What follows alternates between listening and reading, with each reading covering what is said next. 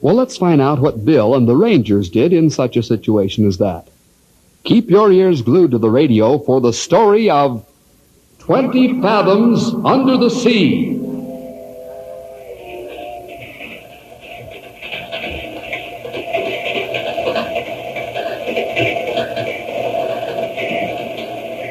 Man, this blue oil really burns up the rails.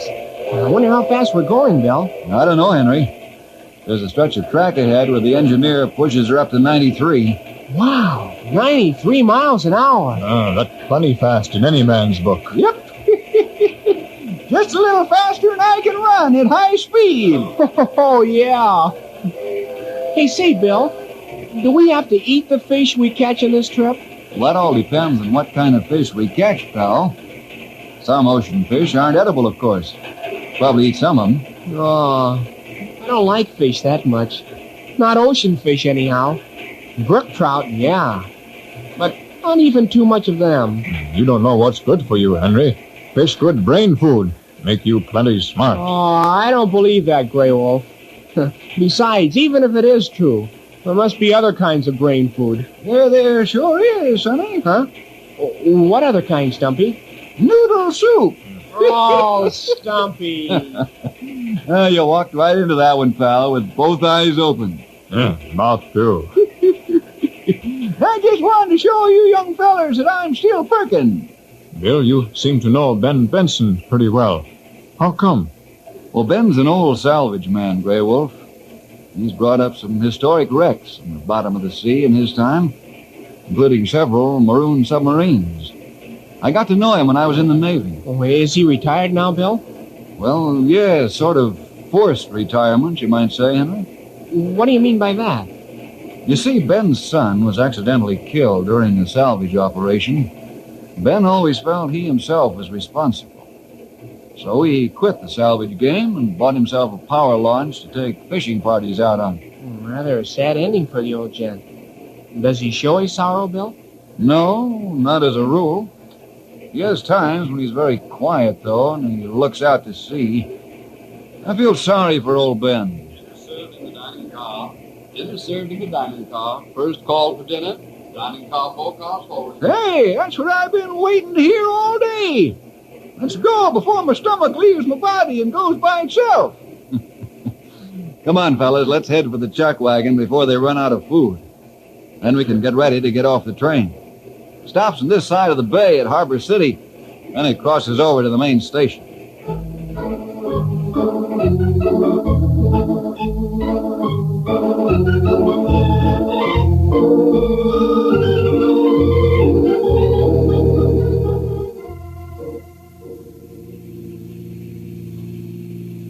Let us out right at the sign that says Ben Benson, cabby. Sure, mister. Anywhere you say. This waterfront sure looks quaint, Bill. All the launch skippers along here must be old sea dogs, huh? That's right, pal. Most of these men are retired seamen. I guess there's some mighty tall sea yarn spun around these wharfs. That'll be $2.50, mister. All right. Here you are, friend. No, that's all right. Oh, thanks, mister. Come on, pal, let's go. I don't want to keep the cab standing any longer than necessary. Sure, Bill, sure. I got my big feet tangling around the bank. There. Now I'm able to move. Hey, there's old Ben coming down the dock now. He look like real sea dog.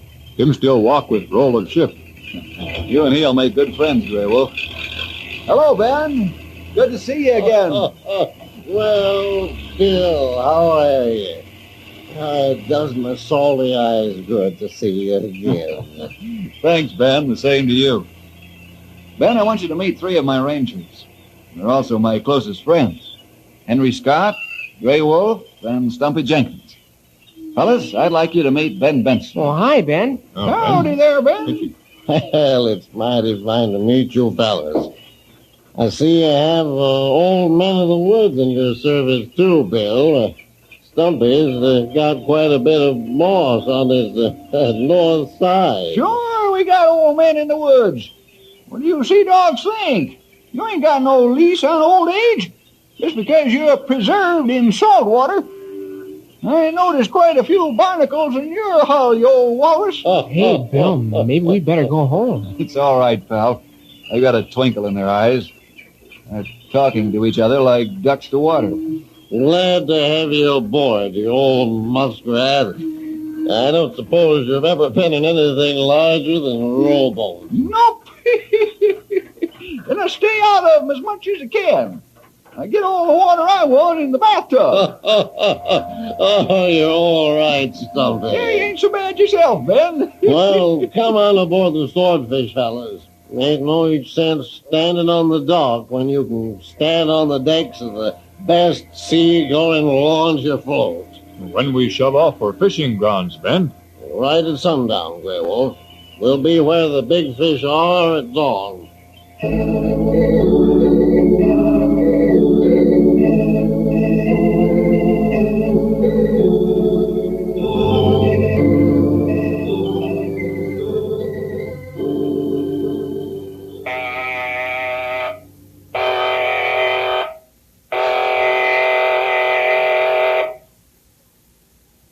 Mr. Jones, I gave the order to surface this craft. What are we waiting for? Well, the engine room isn't responding, Captain Nagel.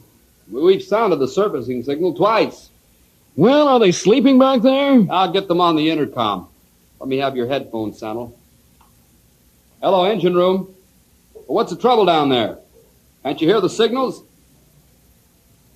Well, what do they say, Mr. Jones? What? Are you sure? No, stand by while I tell the captain. Skipper, the ballast tank pumps have broken down and refused to work. Avast servicing and stand by. I'm going aft. Keep those headphones on for my orders, Jones. Aye, aye, sir.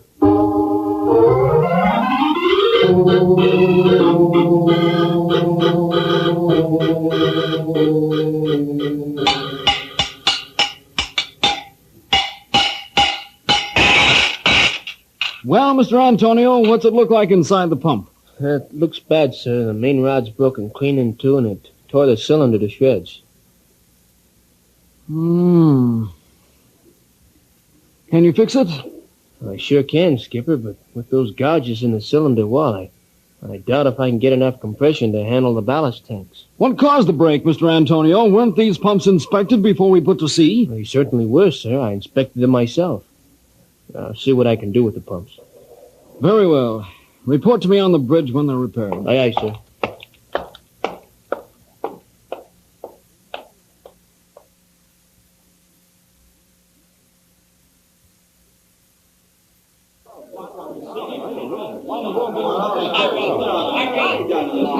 Now hear this. Attention all hands. Now hear this. The captain's going to speak to the crew. All right, men. Put your fears in your sea bags and listen to me. Most of you are green submariners, but I've gone through this before, and so have your trainers. Jones, McLaughlin, Antonio, Savage, Boyd, Prince, and the torpedomen. They've gone through this same experience, and they're still alive. Let's not get panicky. Remember an old axiom. He who loses his head may lose his life. Stand by for further announcement from the boatswain. Now hear this, men. The captain will inspect the ship at 1400.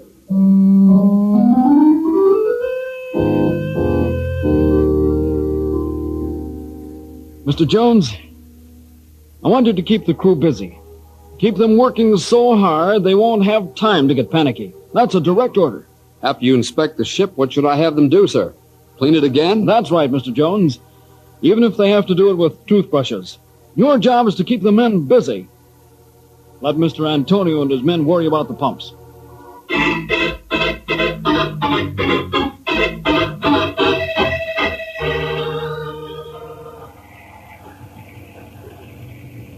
Mind if I join you, Ben? Huh? Oh, no, of course not, Bill. I didn't hear you come on deck. Saw you sitting out here from my cabin window. Then I joined your fellowship with the sea in the quiet of the night. Oh, a fella can do a heap of thinking when there's just the sea himself. But he's a good listener, Bill. Yes, Ben. The sea never tells any secrets either. just listens, keeps the confidence of her sailors, hides their thoughts in the deepest waters. I guess it's the sea that's kept me on an even keel since Frank died. Whenever I get depressed, I put out to sea and have a long talk with the Lord. I don't know if I'm right, but the Lord seems so much nearer out here. Ben, when are you going to stop beating yourself for Frank's death? I don't know, Bill. I keep hearing his last words. He kept calling for oxygen. Just can't seem to get them last few moments out of my mind. But it was an accident, Ben. You couldn't help it if his line's fouled and the sunken wrecked. Why put yourself on a shelf away from everybody? The world needs some good salvage men like you. That's the way I want it, Bill. How can men put confidence in a salvage man who let his own son die under the water? I just couldn't have men depending on me for advice and guidance below the water. 10 fathoms down is an awful place to be trapped by an old fool who doesn't know what he's been doing, Bill. 15 fathoms is an intolerable place for it to happen. I'm sorry, Ben. I didn't intend to get you all riled up. I guess I'll turn in now. Wait a minute, Bill. Yes, Ben? It's done me good to get some of this off my chest. I know you understand. Sure, Ben. I understand.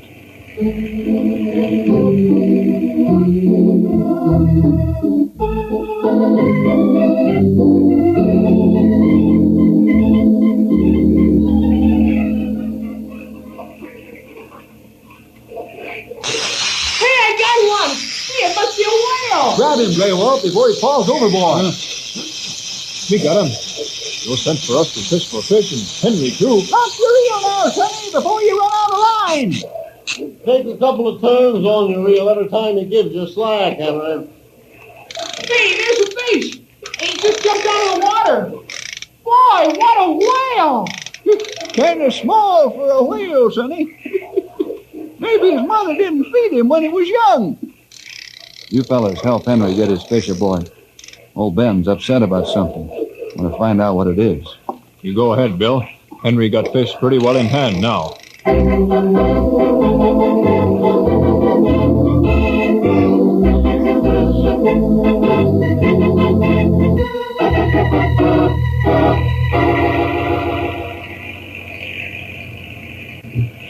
Ben, feeling all right? Sure. Why? Do I look sickly? No, but you're acting strangely. What's wrong? I don't know, Bill. I just have the feeling that there's something going on under these waters. Huh? What do you mean, Ben? I can't explain it, Bill. I just got a feeling that there's trouble under this part of the sea. What'd you say we stop fishing for a while and cruise around? Perhaps we can spot something wrong. Well, sure. I'll tell the fellas to haul in their lines and you can get underway.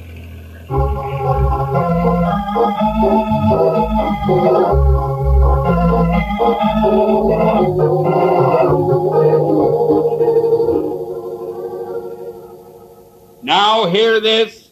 All hands man your stations. The captain's going to try to surface the ship again.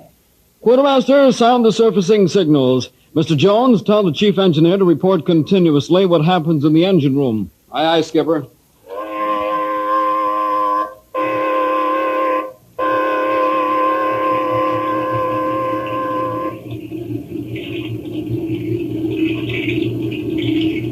Captain Nagel, Mr. Antonio wants to talk to you. Use my headphones, sir. Very well. Yes, Antonio, what's wrong? It's no use, Captain. I can't get enough pressure in the pump because of the damaged cylinder. Can't you replace the cylinder? I don't have an extra cylinder, sir. If I get out of this one alive, I will have, though. Captain, the ship's listing to the port side. If she lays over any more, we'll get chlorine. Cut your engines, Mr. Antonio. Cut them now. I'd better check the storage batteries to make sure they didn't spill. We can't have any chlorine gas now. Very well. Let me know how you make out. Mr. Jones, release the distress float and force some oil and debris out of a torpedo tube. We'll have to hope and pray that somebody sees our